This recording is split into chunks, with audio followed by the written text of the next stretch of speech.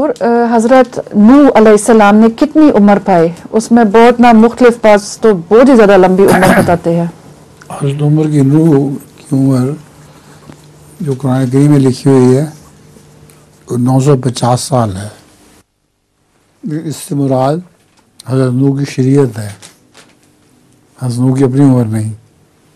اپنی عمر کو تو ہمیں پورا پتہ نہیں ہے، 100-150 سال 200 سال اتنی ہوگی، لیکن آپ کی جو شریعت تھی وہ حضرت ابراہیم کے زمانے تک جاری رہی ہے.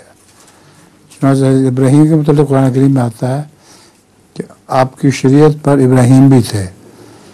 تو میں نے یہ حساب لگایا ہے 60 برس کی عمر تک حضرت ابراہیم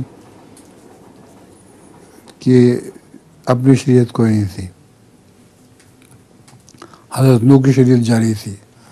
حضرت نوح کی شریعت پہ ابراہیم بھی تھے، اور جب وہ شریعت ان کی ختم ہوئی نوح کی تو پھر ابراہیم کو اپنی شریعت عطا ہوئی.